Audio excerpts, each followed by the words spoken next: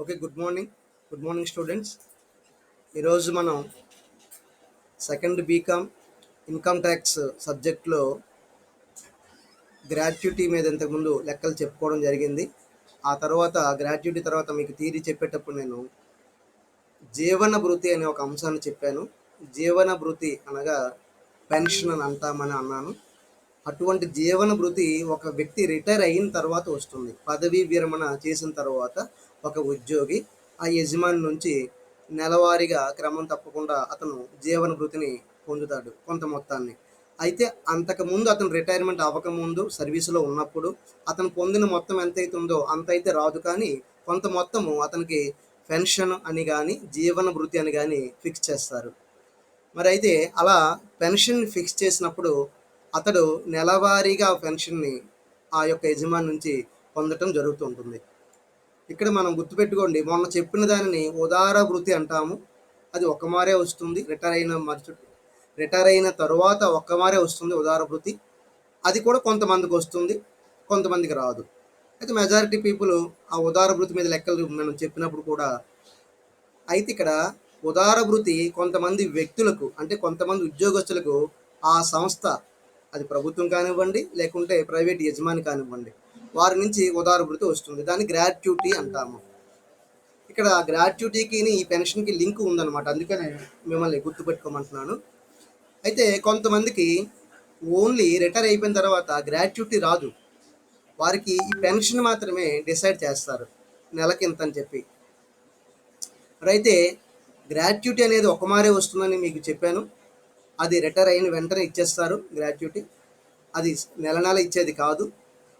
ఏదంటే యజమాని తన దగ్గర పనిచేసిన ఉద్యోగి తనకు చేసిన సేవలకు అతను మెచ్చుకుంటూ ఆ ఉదార భృతిని ఇస్తాడని చెప్పాను అక్కడ. అయితే మరి ఆ తర్వాత రిటైర్ అయిపోయిన తర్వాత అతను ఎలా బ్రతకాలి? మరి అతని జీవనం సాగాలి కదా. అందుకని ప్రభుత్వం కానీ అతని యొక్క యజమాని, ప్రైవేట్ యజమాని కానీ ఎవరైనా ఏం చేస్తారంటే, అతడు ఇన్ని నెలలు పనిచేసిన సేవలకు, ఇన్ని సంవత్సరాలు పనిచేసినటువంటి సేవలకు మెచ్చుకొని ప్రతి నెల కొంత మొత్తాన్ని అతనికి బ్రతకడానికి అని చెప్పి జీవన భృతిగా ఇస్తాడు. దాన్ని మనం పెన్షన్ అని అంటాము, లేదా పింఛన్ అని కూడా అంటూ ఉంటారు.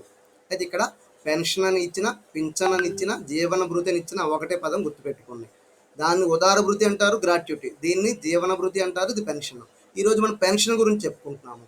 మరి అయితే ఈ పెన్షన్ని అతడు ఉదార భృతి వచ్చినా రాకపోయినా ఒక్కోసారి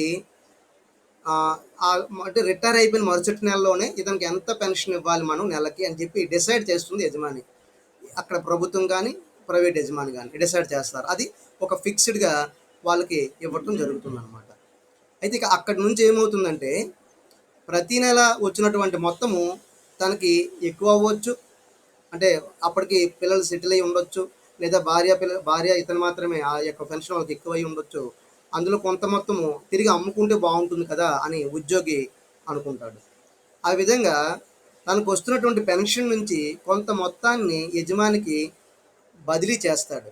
బదిలీ చేసి ఏకమొత్తంగా ఒక్కసారిగానే ఈ గ్రాట్యుటీ ఎలాగ పొందుతున్నాడో ఒక్కసారిగా అలాగా గ్రాట్యుటీ లాగే అతడు ఒక రద్దు చేసుకున్న జీవన భృతిని ముందుగా పొందుతాడు. అంటే ఏకమొత్తంగా కొద్ది పెద్ద మొత్తంలో పొందుతాడు అనమాట. అంటే దీని అర్థం ఏమిటంటే, దీన్ని కమ్యూటేషన్ ఆఫ్ పెన్షన్ అంటారు, లేదా నగదుగా మార్చుకున్న పెన్షను అంటారు. అంటే నగదుగా మార్చుకున్న పెన్షన్ అంటే అతనికి ఉదాహరణకు ఒక 10,000 రూపాయలు పెన్షన్ కింద ఫిక్స్ చేసి ఉంటారు. నెలకి 10,000 యజమాని ఇస్తూ ఉంటాడు. అప్పుడు అతను అనుకుంటాడు, అంటే ఈ సౌలభ్యం పెట్టడం 10,000 రూపాయలు నాకు ఒక 6,000 రూపాయలు ఉన్న మా ఇద్దరం భార్యాభర్తలు బ్రతకడానికి అవకాశం ఉంటుంది.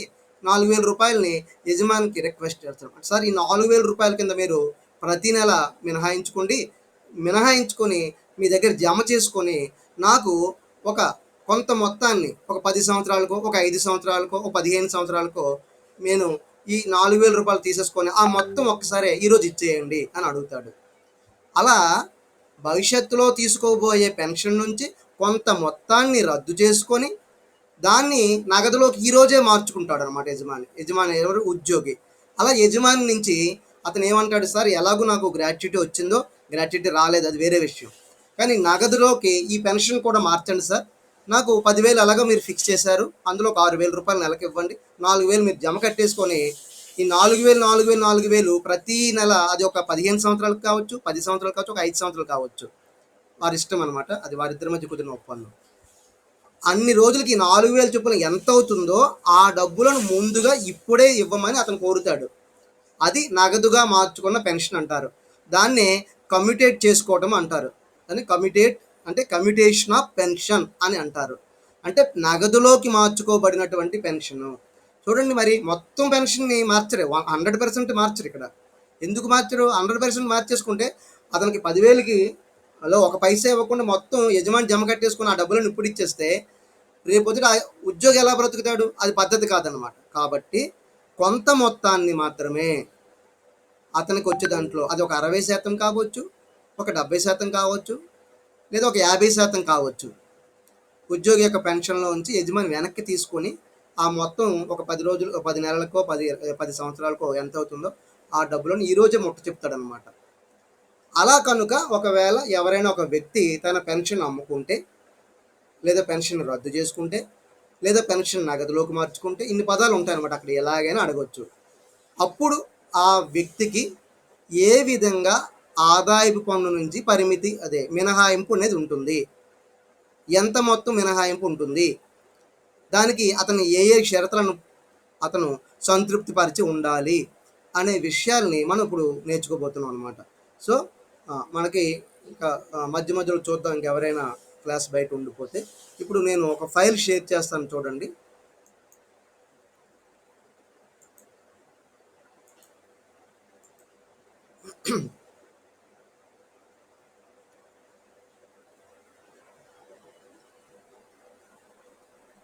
సో ఇది ఈరోజే మీకు ఈ ఫైల్ షేర్ చేయడం జరుగుతున్నా. ఇది అయిపోయిన తర్వాత అందులో 3 లెక్కలు చెప్పాను, ఆ 3 లెక్కల్ని కూడా నమోదు చేసిన, ముందు థియరీ నమోదు చేయండి, తర్వాత ఈ లెక్కలు కూడా నమోదు చేయండి. ఆల్రెడీ ఇంతకు ముందు ఒక ఫైల్ షేర్ చేశాను, అందులో కూడా ఇది ఉంటుంది, నగదులోకి మార్చుకున్న పెన్షన్ అని. ఒకవేళ అక్కడ రాసేస్తే మళ్ళీ ఆ థియరీ రాయకండి, ఓన్లీ లెక్కలే రాయండి. అక్కడ అది కానీ మీరు రాయకపోతే ఇప్పుడు థియరీ కూడా రాసుకోండి, ఏమా? అది రైట్. ఒక్కసారి చెప్పండి, ఇక్కడ ఈ ఫైల్ కనబడుతుందా? Okay, thank you. మ్యూట్ చేసేసుకోండి, జాగ్రత్తగా వినండి. ఇది నగదుగా మార్చుకున్న జీవన భృతి, దీన్ని మనం కమ్యూటేషన్ ఆఫ్ పెన్షన్ అంటాం. జీవన భృతి అనగా పెన్షను, అది ఇంగ్లీష్లో. మనం మామూలుగా పెన్షను అని కూడా అంటాం మనం చాలా సార్లు. అయితే అచ్చ తెలుగులో అయితే దాన్ని జీవన భృతి అంటారు. ఇక్కడ అంటే ఏమిటో ఒక్కసారి చూద్దాము. ఉద్యోగి పదవిలో ఉన్నప్పుడు చేసిన సేవలకు ప్రతిఫలంగా ఉద్యోగి పదవి విరమణ చేసిన తర్వాత నెలవారీగా తాను అంటే ఎవరు? ఉద్యోగి పొందే ప్రతిఫలాన్ని జీవన భృతి అంటారు. ఒకసారి చూడండి, ఉద్యోగి పదవిలో ఉన్నప్పుడు ఎంతో సేవ చేసి ఉంటాడు యజమానికి. అప్పుడు యజమాని దానికి ప్రతిఫలంగా ఏం చేస్తాడు? ఈ ఉద్యోగికి 60 ఏళ్ళు నిండిపోయిన తర్వాత, లేదా 58 సంవత్సరాలు నిండిపోయిన తర్వాత అతను రిటైర్ చేసేస్తాడు. ఆ రిటైర్మెంట్ తర్వాత మరి అతను ఎలా బ్రతకాలి, ఏ శాలరీ రాకుండా? కాబట్టి అతనికి నెలవారీగా కొంత మొత్తాన్ని ప్రతిఫలంగా యజమాని ఇస్తాడు. దానినే మనం జీవన భృతి అని అంటాము, లేదా పెన్షన్ అంటాము, లేదా పెన్షన్ అని అంటాము. మరి ఇలాంటి మొత్తము ఇంతకుముందు జీతం ద్వారా ఆదాయాన్ని ఎలాగైతే చూపించామో జీతంలో, ఇక్కడ కూడా జీతం రాదు కానీ పెన్షన్ వస్తూ ఉంటుంది. కాబట్టి పెన్షన్ని జీతము ద్వారా ఆదాయం శీర్షిక క్రింద పన్నుకి గురి చేయాలి. జీతం మీద ఎలాగైతే ట్యాక్స్ పడిందో ఇక్కడ అతని పెన్షన్ మీద కూడా అలాగే ట్యాక్స్ పడుతుంది. అప్పుడు పదవిలో ఉన్నప్పుడు లేదా సర్వీసులో ఉన్నప్పుడు జీతం అనే పేరుతో వచ్చింది, ఎక్కువ మొత్తం వచ్చే ఉంటుంది. ఇప్పుడు అతను రిటైర్ అయ్యాడు కాబట్టి పెన్షన్ అనే పేరుతో వస్తుంది, కొద్దిగా తక్కువ మొత్తం వస్తుంది, అంతే. అది ఎంత అనేది ఉద్యోగి చేసిన సర్వీస్ని బట్టి ఫిక్స్ చేస్తారు. అలాగే అతనికి దానికి ఒక ఫార్ములా అది ఉంటుంది. అది అంటే ఇప్పుడు గమనించారు కదా జీవన వృత్తి. ఒకవేళ ఇది ఎందుకు థియరీగా కూడా చదువుకోవాలి అంటే, ఇది మనకు ఒక 5 మార్కులకు లెక్కగా కూడా రావడానికి అవకాశం ఉంటుంది, లేదా 5 మార్కులు ఒక థియరీగా కూడా రావడానికి అవకాశం ఉంటుంది. అందుకోసం ఇది చూడండి. మరైతే ఇందులో నగదుగా మార్చుకున్న జీవన వృత్తి అనే విషయాన్ని ఇప్పుడు చెప్పుకుంటున్నాం. అంటే ఏంటి? తనకు వచ్చే పెన్షన్లో కొంత మొత్తాన్ని రద్దు చేసుకుంటాడు ఉద్యోగి. అలా రద్దు చేసుకొని దాన్ని డబ్బు కింద మార్చేసుకుంటాడు.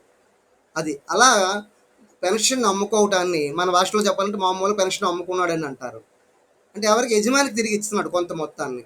అలా దాన్ని ఇంగ్లీష్లో కమ్యుటేషన్ ఆఫ్ పెన్షన్ అని అంటారు. సో ఇప్పుడు మనం వెళ్తున్నాం. ఉద్యోగి జీవన భృతిని నెలవారీగా అంటే నెల నెల అతను పెన్షన్ పొందే మొత్తంలో కొంత భాగమే 100% కాదు. అతను 10,000 వస్తుంది అనుకుంటే 10,000ని ఉద్యోగి యజమానికి అమ్మేయడానికి వీల్లేదు. అది కొంత మొత్తమే. మరి అతను బ్రతకాలి కదా. అతను ఇస్తానన్నా సార్ నాకు ఇంకో రూపంలో పెన్షన్ వస్తుంది మీరు మొత్తం తీసుకున్నానా తీసుకోవడానికి వీల్లేదు. అది రూల్స్కి వ్యతిరేకం అనమాట. కనుక కొంత భాగాన్ని మాత్రమే రద్దు చేయొచ్చు. మరి చూడండి, యజమాని తన ఉద్యోగికి ఇచ్చినటువంటి జీతం అది పెన్షన్లో కొంత భాగాన్ని ఎవరు రద్దు చేసుకుంటారు? ఈ ఉద్యోగి రద్దు చేసుకుంటాడు. మరి ఇందుకు ప్రతిఫలంగా ఎవరు? ఆ ఉద్యోగికి అతను కొంత మొత్తాన్ని పెన్షన్ నుంచి యజమానికి ఇచ్చేశాడు కాబట్టి యజమాని నుంచి ప్రతిఫలంగా ఉద్యోగికి ఏమొస్తుంది? ఒక పెద్ద మొత్తంలో ఒక మొత్తం వస్తుంది, కొద్దిగా డబ్బులు వస్తాయి ఎక్కువ.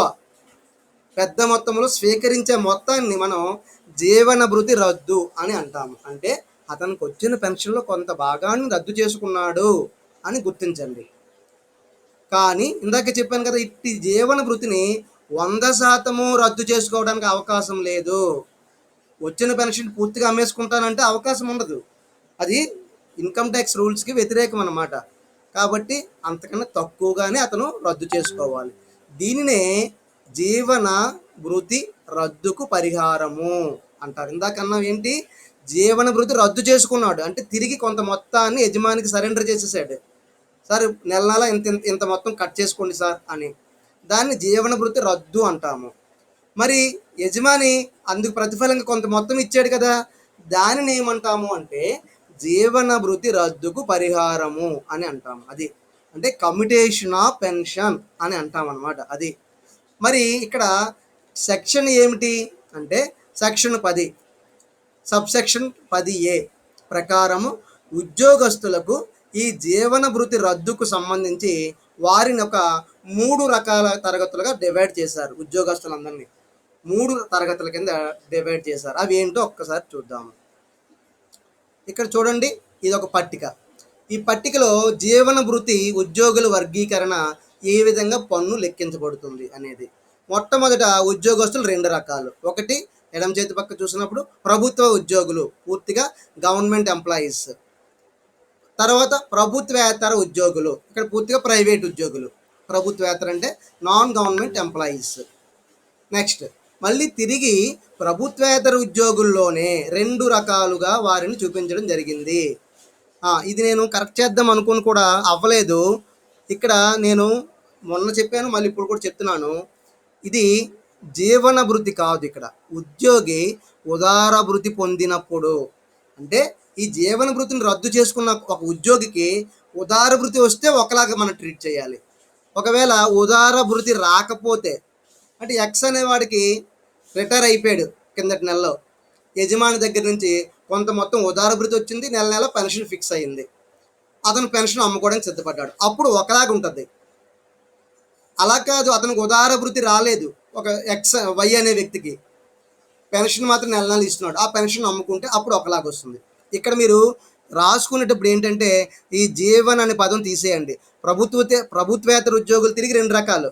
అందులో మొదటిది ఏంటి? ఉద్యోగి ఉదార భృతి పొందినప్పుడు.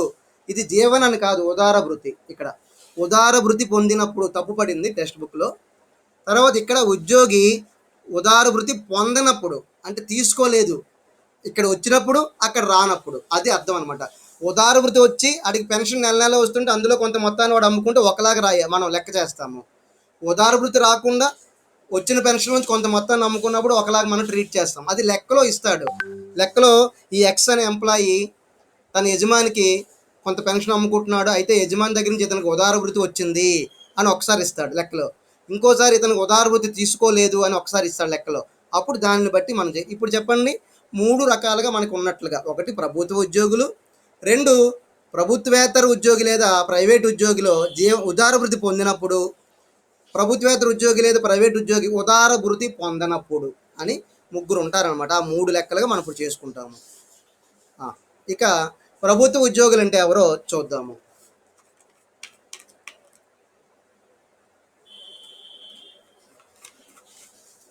ప్రభుత్వ ఉద్యోగులు అనగా కేంద్ర మరియు రాష్ట్ర ప్రభుత్వ ఉద్యోగులు మరియు స్థానిక సంస్థలు, లోకల్ బాడీస్ అంటాం కదా, జిల్లా పరిషత్తులు, అలాగే car greater Visakha municipal corporations, ఇలాంటివన్నీ, అలాగే శాసనాత్మక కార్పొరేషన్స్, ఇవన్నీ కూడా ఇందులో పనిచేసే వారందరినీ ప్రభుత్వ ఉద్యోగుల కిందే ట్రీట్ చేయడం జరుగుతుంది. అలాగే వీరు ఒకవేళ తనకు వచ్చిన పెన్షన్ లేదా జీవన భృతిని నగదుగా మార్చుకుంటే, అంటే ప్రభుత్వ ఉద్యోగి అని లెక్కలో మనకి ఇస్తే, అలాంటి ఉద్యోగికి జీవన భృతి కనుక వస్తే, ఆ జీవన భృతి నగదుగా మార్చుకుంటే, నగదుగా మార్చుకున్నప్పుడే ఇక్కడ గుర్తుపెట్టుకోండి, నగదుగా మార్చుకుంటే ఆ నగదుగా మార్చుకున్న జీవన భృతి ప్రభుత్వ ఉద్యోగులకైతే పూర్తిగా పన్ను నుండి మినహాయించేస్తారు. అది నగదుగా మార్చుకున్నది ఒక్కసారి వచ్చేస్తుంది కదా లంసంగా అమౌంట్, దానిని ప్రభుత్వ ఉద్యోగి అంటే అతనికి ట్యాక్స్ పడదు. ఉదాహరణకు ఇతను జీవన భృతిని యజమానికి అమ్మగా 50,000 రూపాయలు యజమాని నుంచి ఇతనికి నగదుగా మార్చుకున్న జీవన భృతిగా వచ్చింది అని లెక్కలో ఇస్తాడు. అలా ఇస్తే ఆ 50,000 రూపాయలు అతనికి మినహాయింపు ఇచ్చేస్తాం. ఎందువలన? ఎస్పెషల్ అతను గవర్నమెంట్ ఎంప్లాయీ కాబట్టి.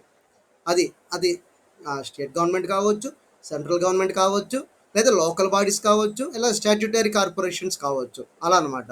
ఓకేనా? ఇప్పుడు రెండవ ఎంప్లాయీ మనం చూద్దాం. రెండవ రకం ఎవరంటే ప్రభుత్వేతర ఉద్యోగులు. ప్రభుత్వేతర ఉద్యోగులు అంటే ఇందాక చెప్పినటువంటి ప్రభుత్వ ఉద్యోగులు కాని వారందరూ ప్రభుత్వేతర ఉద్యోగులే. పైన పేర్కొన్న ఉద్యోగులు కాకుండా ఇతర ఉద్యోగస్తులందరూ ఈ తరగతి క్రిందకే వస్తారు. మరి అయితే ఈ ప్రభుత్వేతర ఉద్యోగులను మరలా మనం 2 రకాలుగా విభజించాం కదా. దాని ప్రకారం వాళ్ళకి పన్నుకు గురియగు మొత్తాన్ని మనం ఇప్పుడు పరిగణలోకి తీసుకున్నాం. వీళ్ళకైతే ట్యాక్స్ పడుతుంది, ఎంతో కొంత ట్యాక్స్ పడుతుంది. యజమానికి అయితే, ఎవరికి ప్రభుత్వ ఉద్యోగికి అయితే పడదు, కానీ ప్రైవేట్ ఎంప్లాయీకి ఎంతో కొంత మొత్తం అయితే ఇక్కడ ట్యాక్స్గా పరిగణించవలసి, అంటే ట్యాక్స్ గురయ్యే మొత్తంగా పరిగణించవలసి ఉంటుంది. ఇప్పుడు చూడండి, ఈ ప్రైవేట్ ఉద్యోగస్తులను తిరిగి 2 రకాలుగా మార్చడం జరిగింది. ఒకటి నగదుగా మార్చుకున్న, ఇక్కడ చూడండి మళ్ళీ ఇది కూడా నగదుగా మార్చుకున్న జీవన భృతి పాటు భృతితో, నగదుగా మార్చుకున్న జీవన భృతి అంటే పెన్షన్తో పాటు ఉద్యోగి కనుక ఉదార భృతి, చూసారు ఇందాక నేను చెప్పింది అక్కడ మార్చుకోమన్నాను, ఉదార భృతి. నగదుగా మార్చుకున్న జీవన భృతి అంటే పెన్షన్తో పాటు ఉద్యోగికి ఉదార భృతి అంటే గ్రాట్యుటీ కూడా వస్తే, ఒక్కసారి ఎవరైనా వచ్చారేమో చూద్దాము. ఇంకా ఓకే, డేవిడ్ జాయిన్ అయ్యాడు.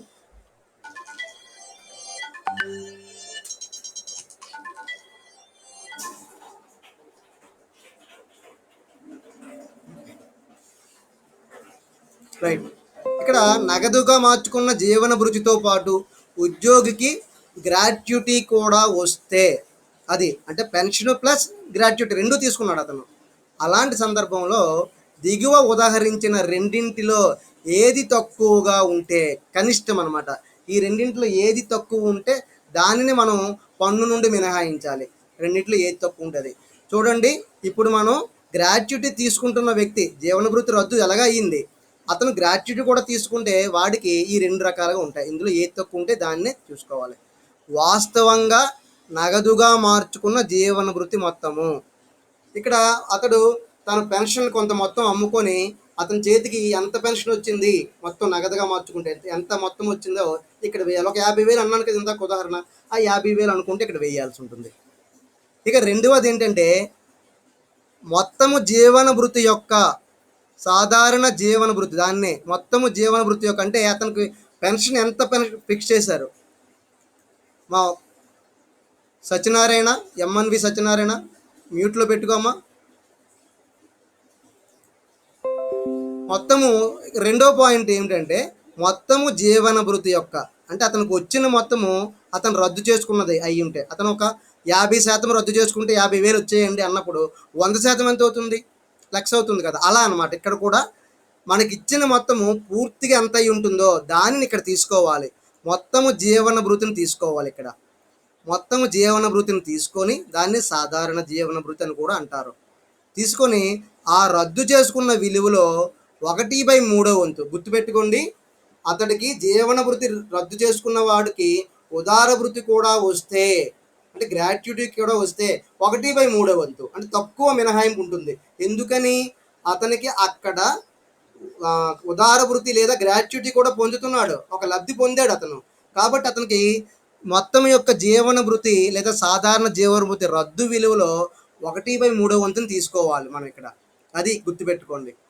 ఇక తరువాత రెండో వాడు ఇక్కడ ఎవరంటే నగదుగా మార్చుకున్న జీవన భృతి పెన్షన్తో పాటు ఉదార భృతి రాని ఉద్యోగులు, ఉదార భృతి పొందరు అంటే గ్రాట్యుటీ లేదు వీళ్ళకి, అటువంటి వాళ్ళు మూడో రకం. వీళ్ళు మొదటి రకం ప్రభుత్వం, రెండవ రకం ఉదార వృత్తితో పొందినట్టు ప్రైవేటు వాళ్ళు, మూడవ రకం ఉదార వృత్తి రాని ప్రైవేటు వాళ్ళు.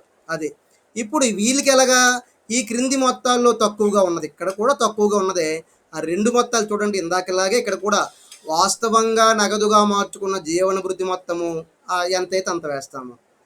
రెండవది మొత్తము జీవన భృతి. మొత్తము జీవన భృతి అంటే యాక్చువల్గా ఎంత, 60% ఇంత పొందాడు, 50% ఇంత పొందాడు అంటే 100% ఎంత పొందాడు, ఆ 100% ఇక్కడ వేసుకోవాలి. అలా మొత్తము జీవన భృతిని వేసుకొని దానిలో 1/2 వంతు తీసుకోవాలి. ఇక్కడ ఇందాక ఎంత తీసుకున్నాం, 1/3 వంతు. ఇతనికి కొద్ది ఎక్కువ వస్తుంది అప్పుడు మినహాయింపు, 1/2 వంతు. ఎందువల్ల వీడికి ఉదార భృతి రావటం లేదు, అందుకే ఉదారంగా కొద్దిగా ఎక్కువ వచ్చేటట్లు అతనికి మినహాయింపు చూశారు ఇక్కడ. అంటే లెక్కలో కనుక ఒక వ్యక్తి జీవన భృతిని రద్దు చేసుకున్నాడు, నగదులోకి మార్చుకున్నాడు అంటే అతనికి ఉదార భృతి కూడా వస్తుంది, అంటే ఇక్కడ 1/3 వంతు అవుతుంది. అలా కాక ఇప్పుడు ఉదార భృతి రాని వ్యక్తికి అయితే మొత్తం జీవన భృతి యొక్క రద్దు విలువలో 1/2 అవుతుంది. అది రెండింటికి అర్థం, అంతే, ఇంకేమీ లేదు. ఈ 2 పాయింట్లు గుర్తుపెట్టుకున్నారంటే లెక్కను మనం వాడు ఎలా అడిగితే అలా లెక్క చేసేయచ్చు. సో ఇది మనం ఇప్పుడు గుర్తుపెట్టుకోవాల్సింది. అక్కడైతే మొత్తము జీవన భృతి యొక్క రద్దు విలువలో 1/3 వంతు. ఎవరు అతడు, గ్రాట్యుటీ కూడా పొందేవాడు అలాంటి ప్రైవేట్ ఉద్యోగి. ఇక్కడ ఎవరు, గ్రాట్యుటీ రాని ప్రైవేట్ ఉద్యోగికి 1/2 వంతుగా తీసుకుంటాం. ఓకేనా, రైట్. ఒక్కసారి ఇది మననం చేసుకోండి. ఇప్పుడు లెక్కల్లోకి వెళ్దాము. ఈ 2 విషయాలు మీరు గుర్తుపెట్టుకున్నట్లయితే 3 రకాల ఉద్యోగులు ఉంటారని మీకు ఐడియా వచ్చినట్లయితే మనం లెక్కలు ఈజీగా ఐడెంటిఫై చేయొచ్చు. ఇక్కడ చూడండి, ఉద్యోగి మొదట ప్రభుత్వ ఉద్యోగి, రెండవ వాడు ప్రైవేట్ ఉద్యోగి ప్లస్ ఉదారభృతి పొందినవాడు, మూడో వాడు కూడా ప్రైవేట్ ఉద్యోగి ప్లస్ ఉదారభృతి రానివాడు, అంతే. సో ఒక్కసారి మళ్ళీ మనం స్టూడెంట్స్ ఎవరైనా రైట్ నెక్స్ట్ ఇప్పుడు లెక్కల్లోకి వెళ్దాము. మీరు కూడా పక్కన ఒక పెన్ను ఒక బుక్ పెట్టుకొని రఫ్ వర్క్ చేసుకోండి ఒకవేళ అవసరమైనప్పుడు. ఇదే నేను చెప్తున్నప్పుడు మీరు వెంటనే మీరు కూడా దాన్ని అలాగే ఫాలో అవుతూ ఉంటే పక్కన మీకు చక్కగా అర్థం అవడానికి అవకాశం ఉంటుంది. ఇక్కడ ఒక లెక్క చూడండి. శ్రీ చంద్రశేఖర్ LMN కంపెనీలో పనిచేస్తున్నాడు. పనిచేస్తూ 30/6/2019 ఎందుకు 2019 మనం వచ్చిందంటే, మనం 2019 2020 గత సంవత్సరం కదా మనది, ప్రీవియస్ ఇయర్. కాబట్టి 2019 2020 గత సంవత్సరానికి మనం ఈ లెక్కను తీసుకుంటున్నాం అనమాట. 2019 2020 గత సంవత్సరం ఎక్కడి నుంచి స్టార్ట్ అవుతుంది, ఏప్రిల్ 1 2019 నుంచి ప్రారంభించబడి 31 మార్చి 2020తో క్లోజ్ అవుతుంది. అది మనకి గత సంవత్సరం. కాబట్టి శ్రీ చంద్రశేఖర్ ఒక ప్రైవేట్ కంపెనీ, LMN కంపెనీ అంటే ఒక ప్రైవేట్ కంపెనీలో పనిచేస్తున్నాడు. ఓకే, ప్రైవేట్ వ్యక్తి అని తెలిసిపోయింది. అతడు ఎప్పుడు రిటైర్ అయ్యాడట, జూన్ 30వ తేదీన 2019లో. అంటే మనం అప్పటి వరకు అతను ఎంప్లాయీ సర్వీస్లో ఉన్నాడు. కానీ ఆ తర్వాత ఎప్పుడైతే అతను రిటైర్ అయిపోయాడు, అతనికి ఏజ్ కంప్లీట్ అయిపోవడం వల్ల కానీ యజమాని అతనికి ఏదో ఒక కారణం నుంచి తీసివేయడం కూడా అవ్వచ్చు. ఇక్కడ రిటైర్ అయ్యాడు ఏ రోజునంటే 30/6/19. ఇక 1వ తేదీ జూలై నుంచి అతనికి పెన్షనే వస్తుంది, జీతం రాదు. అదనమాట 1 జూలై 2019 నుంచి. అది గుర్తుపెట్టుకోండి. మనకి ఎక్కడి నుంచి 2019 అనే గత సంవత్సరం స్టార్ట్ అయింది, ఏప్రిల్లో. ఏప్రిల్, మే, జూన్ 3 నెలలు అతను పనిచేసాడు, జీతమే వచ్చింది అతనికి. ఏప్రిల్, మే, జూన్ 3 నెలలు అతనికి జీతమే వచ్చింది. ఆ జూలై నుంచి మాత్రం అతనికి పెన్షన్ రాబోతుంది అనమాట. అయితే అతను రిటైర్ అయిపోయాడు. ఇప్పుడు 31/1/2020 31/1/2020 అంటే ఇక్కడ అతను చూడండి, జూలై 1 నుంచి జూలై 1 2019 నుంచి 31 అంటే జనవరి 31 2020 వరకు అతడు నెలకు 2,000 రూపాయలు పెన్షన్ పొందేవాడట. అది ఎంత 2000 రూపాయలు. మీకు ఇక్కడ కొద్దిగా మొత్తాలు తక్కువగా ఇచ్చాను. నేను ఉదాహరణగా రేపు ఒక లెక్క ఇస్తాను, అది కొద్దిగా పెద్ద మొత్తాలు ఇస్తాను. అంటే మీకు అర్థం కావడం కోసం చిన్న తక్కువ మొత్తాలు ఇవ్వడం జరిగింది ఇక్కడ, కానీ అంత తక్కువగా ఉండవు. మీకు ఉదాహరణకు చెప్పడం కోసం అనమాట ఇది. ఇక్కడ అతను నెలకు 2000 రూపాయలు పెన్షన్ స్వీకరించాడు అనుకున్నాం. ఎన్ని నెలలు? July, August, September, October, November, December, జనవరి వరకు 2000 తీసుకున్నాడు అతను పెన్షన్ని. ఇక ఫిబ్రవరి 1వ తేదీ నుంచి ఎప్పటి వరకు? ఫిబ్రవరి నెల మార్చి 31 తోటి కదా ఆ సంవత్సరం అంతమైంది మనకి. మార్చి 31, 2020తో గత సంవత్సరం అంతమవుతుంది. కాబట్టి ఆ ఫిబ్రవరి నెల, మార్చి నెల, ఆ 2 నెలలు కూడా అతను ఆ డబ్బులు ఏం చేశాడట? 2000 రూపాయల పెన్షన్లోంచి కొంత డబ్బులు అమ్ముకున్నాడట యజమానికి తిరిగి. కొంత పెన్షన్ అమ్ముకున్నాడు. అమ్ముకోవడం అంటే మార్పిడి చేసుకున్నాడు. అది ఎంత శాతము? 60%. అంటే అతనికి 100 రూపాయలు వస్తే అందులో 60 రూపాయలు వెనక్కి యజమానికి ఇచ్చేసి 40 రూపాయలు మాత్రం ఇతను బ్రతకడానికి ఉంచుకున్నాడు. అది. సో అలా ఉంచుకుంటే యజమాని నుంచి అతనికి ఎంత వచ్చిందట? 40,800 వచ్చిందట. ఇది మనకి నగదులోకి మార్చుకున్న పెన్షన్ ఎంత వచ్చిందట? 40,800 రూపాయలు వచ్చిందట. అది అది గుర్తుపెట్టుకోండి. ఎంత శాతం అమ్మేసుకుంటే? 60% మార్పిడి చేసుకుంటే నెల నెలకి ఎంత వచ్చేది? 2000 వచ్చేది. అది.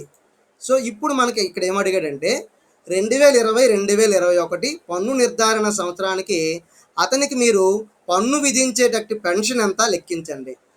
ముందు పెన్షన్ ఎంత అతనికి పన్ను వెయ్యాలి అంటే ఆ పెన్షన్ లెక్క కట్టండి. ఎందుకంటే గుర్తుపెట్టుకోండి, నగదుగా మార్చుకున్న పెన్షన్కి మాత్రమే మీకు మినహాయింపులు ఇస్తాము, కానీ పెన్షన్కి ఇవ్వము. పెన్షన్ని జీతంలాగే దానికి ట్యాక్స్ గురి చేస్తాం. అతను ప్రభుత్వ ఉద్యోగి అయినా సరే, అతను ప్రభుత్వ ఉద్యోగి పనిచేసి రిటైర్ అయినా సరే పెన్షన్కి మినహాయింపు ఉండదు. నగదుగా మార్చుకున్న పెన్షన్ కోసం ఇప్పుడు మనం ఈ యొక్క పాట్లు. అది ఇక్కడ మీరు ముందు పెన్షన్ లెక్క పెట్టండి. పెన్షన్ లెక్క పెట్టిన తర్వాత ఒకవేళ అతను ఈ 2 సందర్భాల్లో కనుక ఈ 2 సందర్భాల్లో మీరు అతను అనుకుని లెక్క చెయ్యండి అంటున్నాడు. ఏంటి 2 సందర్భాలు? మొదటి ఏ అనే సందర్భం.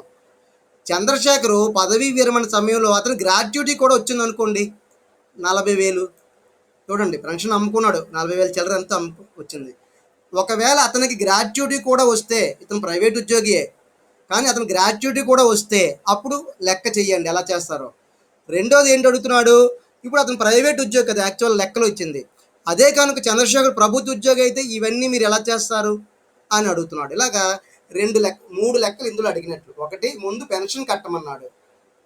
తరువాత చంద్రశేఖరు రిటైర్ అయిన టైంలో 40,000 అతను గ్రాట్యుటీ కూడా వచ్చింది అనుకోండి, ఉదార భృతి, అప్పుడు ఎలా చేస్తారు?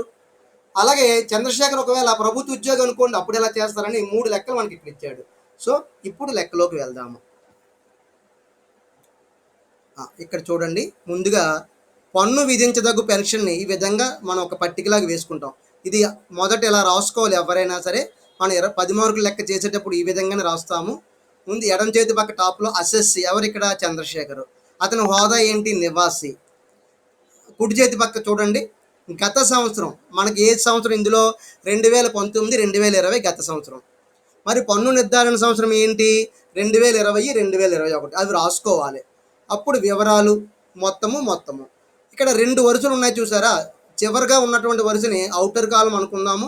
ఇన్నర్గా ఉన్నదాన్ని కూడుకులు తీసివేతలు మనం చేసుకోవడానికి ఇక్కడ ఇన్నర్ కాలం అనుకుందాము. ఇక లోపల వరుస, బయట వరుస. ఇప్పుడు ముందుగా చంద్రశేఖర్ యొక్క పెన్షన్ లెక్కిద్దాము. చంద్రశేఖరు ఎప్పుడు రిటైర్ అయ్యాడు? అతనికి పెన్షన్ ఎలా కట్టాలో చూద్దాం. శ్రీ చంద్రశేఖరు ప్రభుత్వేతర ఉద్యోగి. ఎందుకంటే అతను ఎల్ఎంఎన్ కంపెనీలో పనిచేస్తున్నాడు, అదొక ప్రైవేట్ కంపెనీ.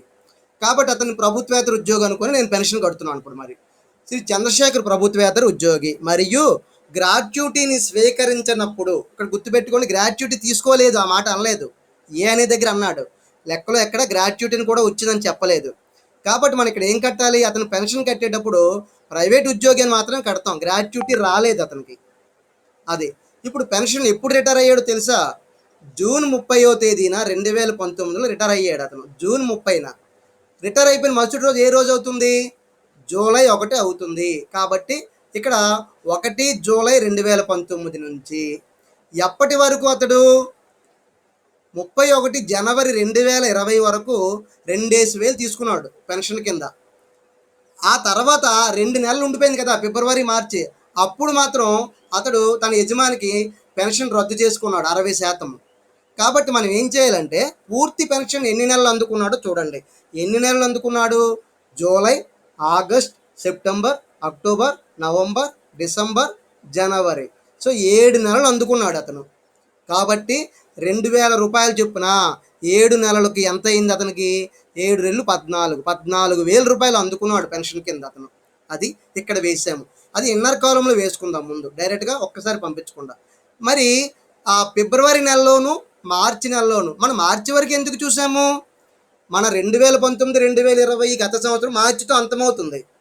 ఏప్రిల్ 1, 2019లో ప్రారంభమయ్యి 31 మార్చి 2020తో అంతమవుతుంది. కాబట్టి ఈ 2 నెలలు మనకి మిగిలే ఈ గత సంవత్సరంలో. అందుకని అక్కడ వరకే తీసుకున్నాం. ఇప్పుడు ఈ ఫిబ్రవరి 1వ తేదీ నుంచి మార్చి 31 వరకు 2 నెలలకి అతడు యజమానికి తనకి వచ్చే 2,000 రూపాయల నుంచి సగం కాదు 60% ఇచ్చాడు. ఇప్పుడు చెప్పండి, మీరు పక్కన రఫ్ చేసుకొని 2,000 రూపాయలు 60% అంటే ఎంత అవుతుంది? 1,200 అవుతుంది. 2,000 ఇక్కడ రాశాను కూడా చూడండి. 2,000 మైనస్ 2,000లో 60% అంటే 1,200 అవుతుంది. అంటే యజమాని తనకు 2,000 రూపాయలు ఇచ్చేవాడు ఇంతకుముందు పెన్షన్ కింద. దాంట్లోంచి 1,200 తిరిగి యజమానికి నగదుకి రద్దు చేసుకున్నాడు. సో అదే 2,000 ఇంటూ 60/100 అంటే 12. అంటే 1,200 రూపాయలని యజమానికి తిరిగి జమ చేసేసాడు. సార్, ఈ 1,200 నాకు అవసరం లేదు, ఇంకా నాకు మిగిలిన 800 ఉంటాయి, అవి చాలండి, నెలకి 800 రూపాయలతో నేను మా భార్య అంటే రోజులు గడపగలము, కాబట్టి నాకు తిరిగి ఈ యొక్క అమౌంట్ని కంప్యూటేషన్ చేసేయండి అన్నాడు. అంటే పెన్షన్ మార్పిడి చేయండి అని అన్నాడు. కాబట్టి వదులుకున్నది ఎంత? 1,200. మరి 2,000 నుంచి 1,200 తీసేస్తే 800. అంటే ఆ ఫిబ్రవరిలోను ఆ మార్చిలోను అతనికి ఎంతెంత వచ్చాయి? 800, 800 2 వచ్చాయి. సో 2 × 8 ఎంత? 1,600. సో ఇందాక 7 నెలలకి 14,000 అందుకున్నాడు. ఇప్పుడు 2 నెలలకి 800 చొప్పున 1,600 అందుకున్నాడు. ఈ విధంగా 14,000, 1,600 రెండు కలిపితే 15,600. సో 15,600 అనేది అతడు 9 నెలల పాటు తీసుకున్న పెన్షన్ విలువ అనమాట. ఆ యొక్క గత సంవత్సరంలో పెన్షను. మరి మిగతా ముందు 3 నెలలు ఉన్నాయి చూసారా? ఆ 3 నెలలు జీతం మనం నిజంగా జీతం ద్వారా ఆదాయం లెక్క చేసేటప్పుడు అక్కడ 3 నెలలకి జీతం వచ్చినట్లు వేసుకుంటాము. బట్ మనం ఇక్కడ 10 మార్కుల జీతం ద్వారా ఆదాయం కట్టడం లేదు, పెన్షన్ యొక్క కమ్యూటేషన్ కడుతున్నాం. అందుకని ఆ 3 నెలల జీతం వదిలేయండి, మనకి పెన్షన్నే తీసుకుందాం, పెన్షన్ అడిగాడు కాబట్టి. ఇక్కడ మొత్తం 15,600 అతని పెన్షన్ కింద వచ్చింది. సో అది మనం ఒక లెక్క చేసేసాము. అతని యొక్క పెన్షన్ విలువ కట్టేసాం 15,600. ఓకే, అది అలా ఉంచండి. ఇప్పుడు ఈ ప్రభుత్వేతర ఉద్యోగి కదా చంద్రశేఖర్, అతని గ్రాట్యుటీ రావటం లేదు. ఇక్కడ చూడండి, ఇప్పుడు అతనికి ఈ విధంగా లెక్క కట్టవలసి ఉంటుంది. పెన్షన్ మార్పిడి విలువ, ఇక్కడ 2వ పాయింట్ చూడండి. పెన్షన్ మార్పిడి విలువ ఎంత మార్పిడి చేసుకున్నాడు అంటే తనకు ఉన్నటువంటి పెన్షన్ నుంచి 60% మార్పిడి చేసుకున్నాడు. 60% మార్పిడి చేసుకుంటే అతనికి ఎంత వచ్చింది యజమాని నుంచి చంద్రశేఖర్కి? 40,800 వచ్చింది.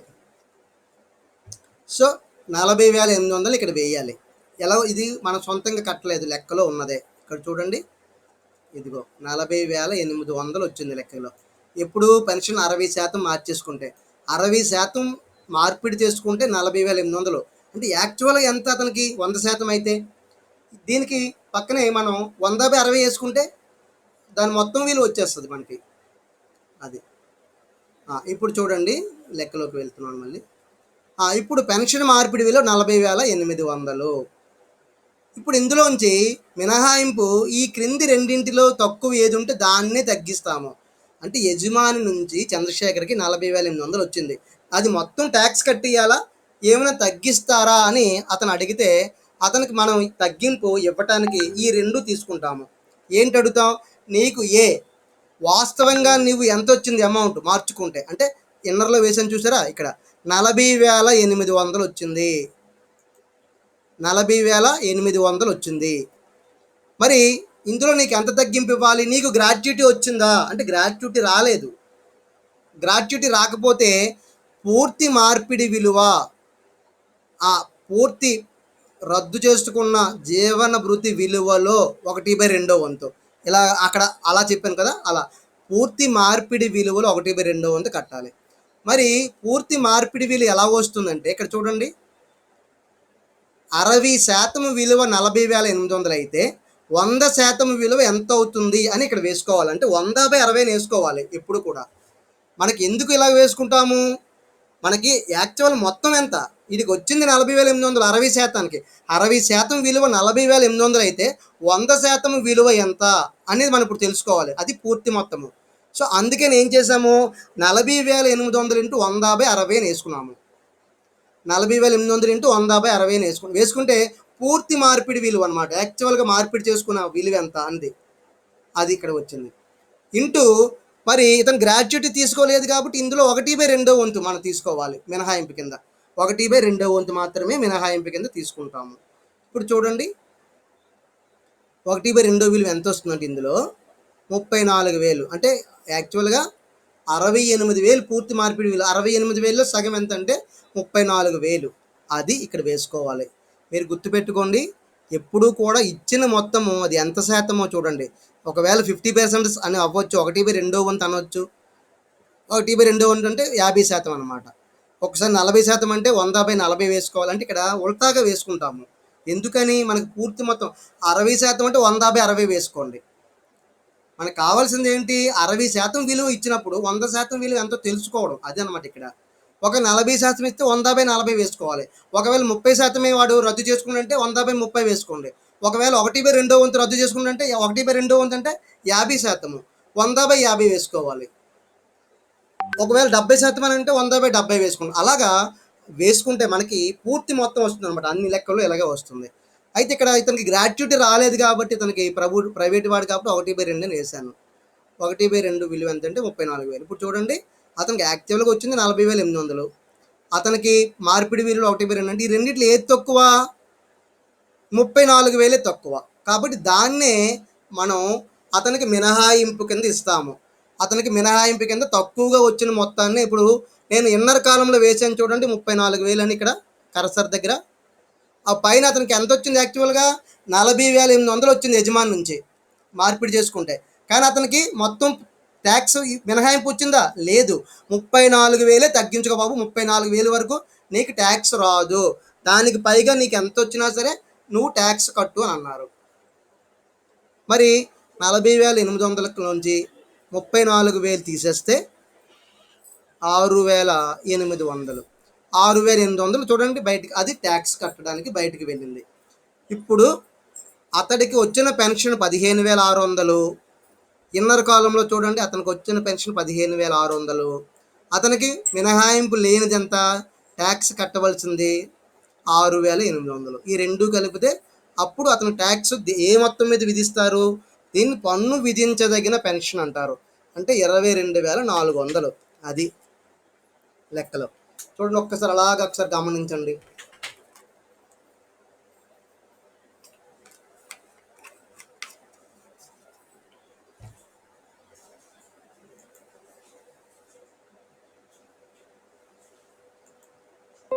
ఓకేనా, రైట్.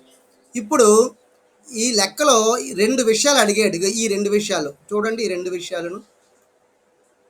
ఏ, ఒకవేళ చంద్రశేఖర్ రిటైర్ అయిన టైంలో గ్రాట్యుటీ కూడా వచ్చిందనుకుంటే ఎలాగవుతుంది లెక్క చూడండి, అతనికి మినహాయింపు అని ఒకటి అడిగాడు. రెండోది, ఒకవేళ చంద్రశేఖర్ ప్రభుత్వ ఉద్యోగి అయితే అప్పుడు కూడా లెక్క చేయండి అని అన్నాడు. ఇప్పుడు ఈ 2 లెక్కలు చేద్దాం. ఇప్పుడు ఏ అనే లెక్క చేస్తున్నాను చూడండి.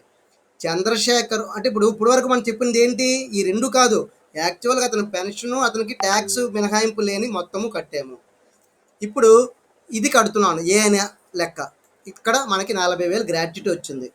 అతను ప్రైవేట్ వాడే. ఒకవేళ గ్రాట్యుటీ కనుక వస్తే, ఇందాక మనం చేసింది గ్రాట్యుటీ లేనప్పుడు చేసాము, ఇప్పుడు గ్రాట్యుటీ కనుక వస్తే ఎలా చేస్తాం చూడండి. నేను ఇంకా మళ్ళీ ఈ 15,600 పెన్షన్ ఎలాగొచ్చిందో కట్టడం లేదు, డైరెక్ట్గా వేసేస్తున్నాను లెక్కలో. చూడండి, శ్రీ చంద్రశేఖర్ రెండో లెక్క చేస్తున్నాను. శ్రీ చంద్రశేఖర్ పెన్షన్తో పాటు గ్రాట్యుటీని కూడా స్వీకరిస్తే ఆ లెక్క చేస్తున్నాం మనం. ఇప్పుడు అతనికి నిర్ణయించబడిన పెన్షన్ ఎంత, 15,600. ఇది ఎక్కడ ఉందండి, లెక్కలో లేదు కదా అనుకోకండి. ఇదిగో ఇక్కడ ఆల్రెడీ ఈ మొత్తం కట్టాను చూస్తారు. అది మళ్ళీ ఇంత పెద్ద లెక్క చేయకుండా డైరెక్ట్గా ఈ విలువ వేసాను మీకు. మీరు కూడా అలా వేసేయచ్చు, ఒకసారి కడితే చాలు మనకి అది. కాబట్టి రెండవ దాంట్లో అతను ఏమన్నాడు, పెన్షన్ డైరెక్ట్గా ఇప్పుడు మనం కడుతున్నది ఏంటి, చంద్రశేఖర్కి 40,000 రూపాయలు వాడికి గ్రాట్యుటీ ఇక్కడ వచ్చింది. దాని విలువ అవసరం లేదు ఇక్కడ, అది 50,000 కానివ్వండి, ₹1,00,000 కానివ్వండి, దాని విలువ మనకి లెక్కలో ఇక్కడ అవసరం ఉండదు. గ్రాట్యుటీ వచ్చిందని మిమ్మల్ని కన్ఫ్యూజ్ చేయడానికి దాని విలువ ఇస్తాడు అంతే. దాని విలువ మీరు లెక్కలో తీసుకోవాల్సిన అవసరం ఉండదు. ఇక్కడ గ్రాట్యుటీ వచ్చిందని తీసుకోండి చాలు. మరి గ్రాట్యుటీ వస్తే మనం ఎలా కడతామంటే, పెన్షన్ 15,600 వేశాను. ఇప్పుడు పెన్షన్ మార్పిడి విలువ అతనికి యాక్చువల్గా ఈ క్రింది రెండింటిలో ఏది తక్కువైతే అది కదా వేస్తాము. ఇక్కడ అతనికి పెన్షన్ మార్పిడి విలువ 40,800 వచ్చింది. అంటే ఇక్కడలాగే కడుతున్నాం, కానీ అతను కట్టకుండా డైరెక్ట్గా వేసేసాడు. మనం కట్టొచ్చు, అంటే డైరెక్ట్గా ఈ క్రింద మొత్తమే తక్కువ వస్తుంది కాబట్టి. ఎందుకని, ఇందాక ఆఫ్ వచ్చినప్పుడే ఇదే తక్కువ వచ్చింది, ఇప్పుడు 1/3 అయినప్పుడు ఇంకా ఇదే తక్కువ అవుతుందని ఇంక డైరెక్ట్గా చేసేసాడు ఇక్కడ లెక్కలో. ఇక్కడ పెన్షన్ మార్పిడి విలువ 40,800 అది చేతికి వచ్చింది. ఇందులో ఎంతవరకు అతనికి మినహాయింపు ఉంటుంది అంటే, యాక్చువల్గా వచ్చింది 40,800, 100/60 అంటే 60% 40,800 అయితే 100% అయితే ఎంత అని పూర్తి మొత్తాన్ని తీసుకుంటాం, పూర్తి మార్పిడి విలువ అది వస్తే దాంట్లో గ్రాట్యుటీ కూడా వచ్చేవాడికి తక్కువ మినహాయింపు ఉంటుంది, 1/3 వంతు మాత్రమే, 1/3 వంతు మాత్రమే. కాబట్టి గ్రాట్యుటీ లేని వాడికి అయితే ఇందాక 1/2 వంతు ఇచ్చాము, గ్రాట్యుటీ వచ్చేవాడికి మాత్రం 1/3 వంతు ఇచ్చాము. ఈ విధంగా 40,800 × 100/60 × 1/3 అని చేస్తే దాని విలువ ఎంత వచ్చింది, 22,667. అంటే అది తక్కువ, అది మాత్రమే మినహాయింపు వచ్చిందనమాట ఇతనికి. సో ఇప్పుడు ఇందాక చూడండి, అతనికి 34,000 మినహాయింపు వచ్చింది, వాడు ఉదారవృత్తి పొందలేదు కాబట్టి. వీడు ఉదారవృత్తి పొందాడు, గ్రాట్యుటీ పొందాడు, కాబట్టి వీడికి ఇక్కడ తక్కువ వచ్చింది మినహాయింపు 20, అంటే వీడికి కట్టవలసిన అమౌంట్ ఎక్కువ అయిపోయింది. 40,800 నుంచి 22,667 తీస్తే 18,133 రూపాయల మీద ట్యాక్స్ కడతాడు అతను. అదే ఇందాక చూడండి, గ్రాట్యుటీ లేని వాడికి 6,800 పైన ట్యాక్స్ కట్టాలి. అదే గ్రాట్యుటీ వచ్చినందువల్ల వీడికి తక్కువ మినహాయింపు వచ్చింది, ఎక్కువ పన్ను కట్టవలసి వస్తుంది, 18,000 కట్టాలి ఇప్పుడు ఇతను. అంటే దాదాపు 12,000 చిల్లర ఎక్కువ అనమాట. అది ఇద్దరికి డిఫరెన్స్, చూసారు కదా అది. సో 18,133 ఇక్కడికి వెళ్ళిపోయింది. సో అంతకుముందు అతనికి వచ్చిన పెన్షన్ 15,600, ఇప్పుడు మినహాయింపు పోను కట్టవలసింది 18,133. సో రెండవ దశలో మనం లెక్క చేస్తే పన్ను విధించదగ్గు పెన్షన్ ఎంత వచ్చింది, 33,733 వచ్చింది. అది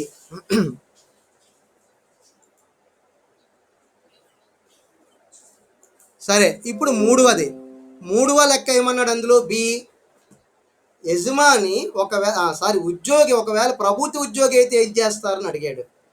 ప్రభుత్వ ఉద్యోగి అయితే మనకు చాలా ఈజీ, ఎందువల్ల మినహాయింపు ఇచ్చేస్తాం, వాడికి ఎంత రానివ్వండి, అది రద్దు చేసుకున్న డబ్బులు ఎంత వచ్చినా వాడికి మినహాయింపు ఇచ్చేస్తాం.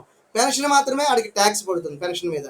ఇక్కడ చూడండి మూడవ లెక్క, చంద్రశేఖర్ ఒకవేళ ప్రభుత్వ ఉద్యోగి అనుకుంటే అప్పుడు పెన్షన్ ఎంత వచ్చింది, 15,600 వచ్చింది, అది వేసేస్తాం. పెన్షన్కి ఎప్పుడు మినహాయింపు ఉండదు, ఎందుకని, జీతానికి ఎలాగైతే మినహాయింపు ఉండదో పెన్షన్ కూడా అటువంటిదే. ఇంతకుముందు జీతం అని పేరుతో పొందాడు, అదే డబ్బులు ఇప్పుడు పెన్షన్ అని పేరుతో పొందుతున్నాడు, అంతకని కొద్దిగా తక్కువ కాకపోతే. కాబట్టి పెన్షన్కి ఎప్పుడు ట్యాక్స్ మినహాయింపు ఉండదు, అది కట్టాల్సిందే. మరి ఏదైనా దేనికి ఉంటుందంటే, మార్పిడి చేసుకుంటే, కొంత అమ్ముకుంటే, రద్దు చేసుకుంటే దానికి అనమాట కడుతున్నాం. సో ఇతను ప్రభుత్వ ఉద్యోగి కాబట్టి పెన్షన్ మార్పిడి విలువ, పెన్షన్ మార్చుకుంటే 40,800 వచ్చింది. సో లెస్ మినహాయింపు అండర్ సెక్షన్ 10 సబ్సెక్షన్ 10A ప్రకారం ప్రభుత్వ ఉద్యోగి అయితే పూర్తి మొత్తము మినహాయింపు. సో 40,800 నుంచి 40,800 ట్యాక్స్ మినహాయింపు ఉంటుంది, తీసేస్తే నిల్. ఇప్పుడు అతను ఓన్లీ పెన్షన్ మీదే ట్యాక్స్ కట్టుకుంటాడు, పన్ను విధించదగిన మొత్తం ఎంత, 15,600 మాత్రమే. అది లెక్క. అంటే ప్రభుత్వ ఉద్యోగి అయినప్పుడు అతనికి ఈ రకమైనటువంటి రాయితీ లేదా మినహాయింపు అనేది ఎక్కువ మొత్తంలో దొరుకుతుంది. ఆల్మోస్ట్ అతనికి ₹1,00,000 రానివ్వండి, పెన్షన్ మార్పిడి విలువ ₹1,00,000 మినహాయించేస్తాం. అది అంటే అతను ఎంత పొందుతాడో అంత మినహాయించుకునే అవకాశం ఉంటుందన్నమాట. ఓకేనా, అర్థమైంది. మళ్ళీ ఇంకొక లెక్క ఇటువంటిది ఒక్కసారి చేద్దాము. శ్రీ సుందర్, ఇక్కడ సుందర్ అనే వ్యక్తి 31/3/2019 పదవీ విరమణ చేశాడు. చూడండి 31/3/2019. సో మనకి కరెక్ట్గా గత సంవత్సరం ఎక్కడి నుంచి స్టార్ట్ అవుతుంది? 1/4/2019లో స్టార్ట్ అవుతుంది. అంటే మనకి స్టార్ట్ అయిన రోజు నుంచి అతను పెన్షనే తీసుకుంటాడు ఇక.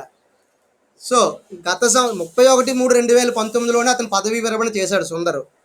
ఇంకా మనకి 1/4/2019 నుంచి కదా గత సంవత్సరం. ఆడు మొత్తం గత సంవత్సరంలో అన్ని నెలలు అంటే 12 నెలలు పెన్షనే తీసుకున్నట్లు అతను.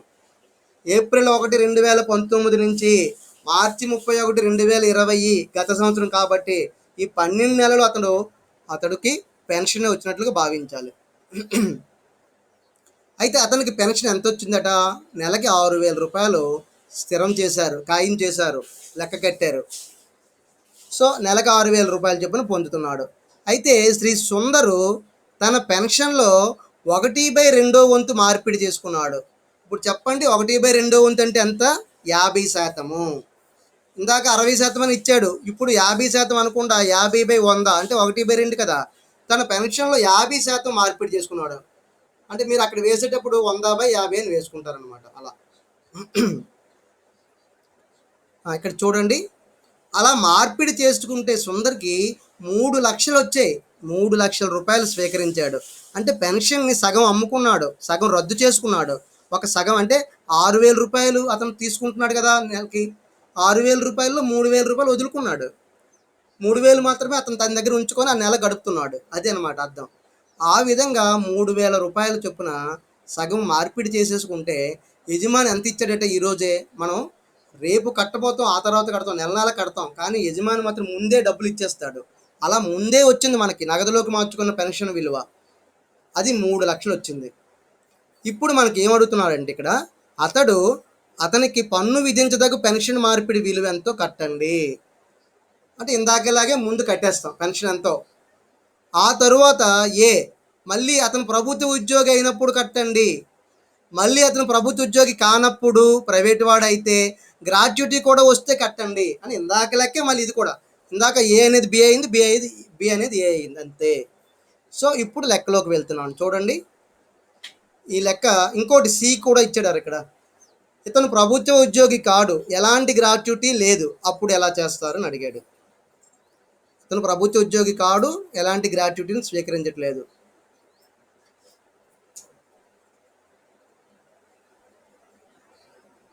చూడండి, ఒక్కసారి లెక్కని అర్థం చేసుకోండి.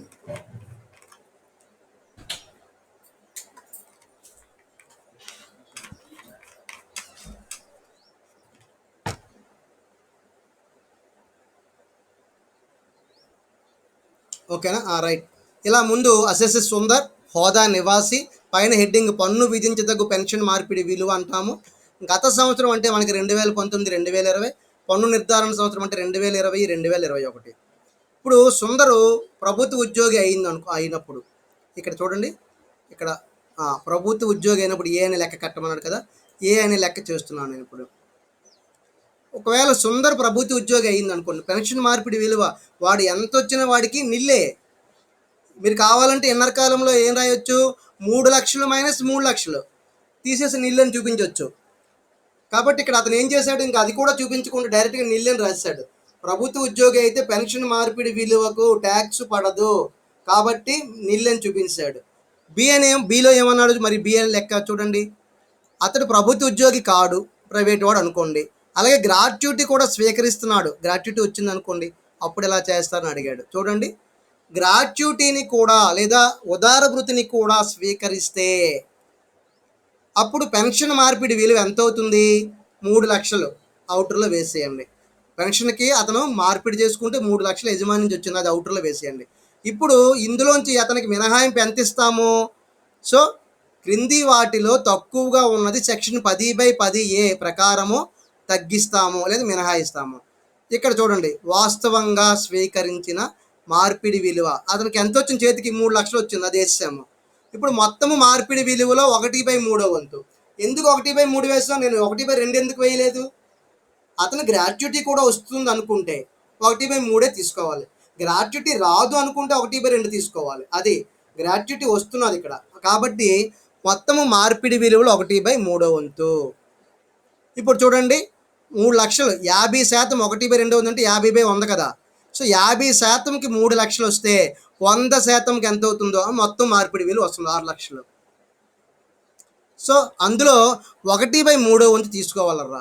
ఎందుకు 1/3 అంటే అతనికి పెన్షన్ మార్పిడితో పాటు గ్రాట్యుటీ కూడా వస్తుంది అనుకున్నాం కాబట్టి 1/3. ఇప్పుడు చేస్తే 2 లక్షలు వచ్చింది.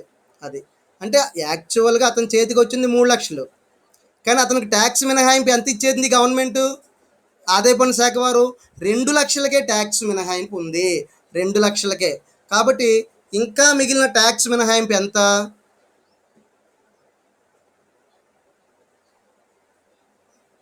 ₹1000. ఇక్కడ తప్పుగా ఉంది చూడండి. 3,000 నుంచి 2 లక్షలు, 3 లక్షల నుంచి 2 లక్షలు తీస్తే 2 లక్షలు వచ్చిందని అనుకుని 1 లక్ష వస్తుంది ఇక్కడ. ఓకేనా, 1 లక్ష ఇక్కడ మీరు మార్చుకోండి లెక్కలో, 1 లక్ష వస్తుంది. సో 1 లక్షతో పాటు అతను కూడా పెన్షన్ ఎంత తీసుకున్నాడు మార్పిడి విలువ, అప్పుడు 3 లక్షల్లోంచి ఆ 1 లక్షని తీసేస్తే 2 లక్షలు ఇక్కడికి వేసుకోవాలన్నమాట. ఒక్కసారి మీరు కన్ఫ్యూజ్ అవ్వకండి. 3 లక్షల నుంచి 2 లక్షలు తీసివేస్తే 1 లక్షని ఇక్కడ వెయ్యండి, ఇక్కడ 1 లక్ష వెయ్యండి. సో 3 లక్షలలోంచి ఆ 1 లక్ష తగ్గింపు వచ్చింది కదా. ఓహో, ఒక్క నిమిషం. ఈ రెండిట్లో ఏది తక్కువ అయితే ఇది కరెక్ట్ సరిపోయిందరా, కన్ఫ్యూజ్ అవ్వకండి, నేనే కన్ఫ్యూజ్ అయ్యాను. ఈ 3 లక్షల రూపాయలకి ఈ 2 లక్షలకి రెండిట్లో ఏది తక్కువ అయితే అది తీసుకోవాలి కదా. కాబట్టి 2 లక్షలు తక్కువ, కాబట్టి 2 లక్షలు తీసుకున్నాం ఇక్కడ. సో అతనికి యాక్చువల్గా వచ్చింది అంతా 3 లక్షలు, అందులోంచి 2 లక్షలు తీసేస్తే ₹1,00,000 మీద ఇంకా ట్యాక్స్ పడుతుంది. సరిపోయింది, కరెక్ట్గానే ఉంది, సరిపోయింది. సో ₹1,00,000 ట్యాక్స్ పడుతుంది. అది ఇప్పుడు 3వ లెక్క చూడండి. అతడు ప్రభుత్వ ఉద్యోగి కాడు, గ్రాట్యుటీ కూడా రావటం లేదు. అప్పుడైతే ఎలా చేస్తారు అంటే సేమ్ గ్రాట్యుటీ రానప్పుడు స్వీకరించినప్పుడు సేమ్ పెన్షన్ మార్పిడి విలువ 3 లక్షలు వేసేస్తాం. అండర్ సెక్షన్ 10/10A ప్రకారం క్రింది వాటిలో కనిష్టంగా ఉన్నదాన్ని తగ్గించుకుంటాం. సో స్వీకరించిన మార్పిడి విలువ 3 లక్షలు, ఇది మామూలే. ఇక్కడ 1/2 మొత్తం మార్పిడి విలువ 1/2 అంటే 3 లక్షలు ఇంటూ 100/50 ఇంటూ 1/2 తీసుకోవాలి. తీసుకుంటే 3 లక్షలు. సో 3 లక్షల నుంచి 3 లక్షలు అతనికి ఎంత తగ్గింపు ఉంటుంది, 3 లక్షలు తగ్గింపు. కాబట్టి 3 లక్షల నుంచి 3 లక్షలు తీస్తే నిల్లు. అంటే గ్రాట్యుటీ కనుక అతను తీసుకోకపోతే మొత్తము తగ్గింపు వచ్చేసింది. 3 లక్షలకి ఏం కట్టవలసిన అవసరం లేదనమాట. సో మా స్టూడెంట్స్, మీకు ఈ లెక్క మీకు ఇప్పుడు ఫైల్ షేర్ చేస్తాను, దీన్ని మీరు ఒక హోంవర్క్ కింద మీకు ఇస్తున్నాను, లెక్కని చేయండి. ఓకేనా, ఆ లెక్క చూడండి ఒకసారి. శ్రీ ఆనంద్ భారతీయ నివాసి, అతను నెలకు ₹8,000 పెన్షన్ పొందుతున్నాడు. 2019, 2020 గత సంవత్సరంలో తన పెన్షన్లో 2/3 మార్పిడి చేసుకున్నాడు. 2/3 అంటే 75%గా తీసుకోండి. ₹4,92,000 స్వీకరించాడు. ఈ క్రింది సందర్భాలలో అతనికి పన్ను విధించదగు పెన్షన్ మార్పిడి విలువ కనుక్కోండి. ఒకవేళ ఏ గ్రాట్యుటీని స్వీకరిస్తే ఎలాగా, బి గ్రాట్యుటీని స్వీకరించకపోతే ఎలా అని ఈ 2 లెక్కలు మీరు చేయండి. ఓకేనా, ఈ 2 ఒక లెక్క ఇస్తున్నాను మీకు. సో మనకి టైం కంప్లీట్ అయ్యింది. సో మీరు ఇంకెవరైనా సరే ఏదైనా లెక్క చేయండి, డౌట్ ఏదైనా ఉంటే నేను క్లారిఫై చేస్తాను మళ్ళీ. ఓకేనా, ఈరోజు కొంతమంది 35 వచ్చినట్టున్నారు, పూర్తిగా ఎక్కువ మంది ఇంకా రావాల్సి ఉంది చూడండి. Okay, thank you all of you. మనకి నెక్స్ట్ అవర్ ఉంది కాబట్టి మీకు ఇక్కడ డిస్కంటిన్యూ చేసి నెక్స్ట్ మళ్ళీ ఈ హోంవర్క్ మీకు ఇస్తాను, అది చెయ్యండి. అప్పుడు మీకు ఏదైనా రాకపోతే నేను దాని మీద మళ్ళీ మీకు డౌట్ చెప్తాను. ఓకేనా, thank you all of you. Right, thank you Devika.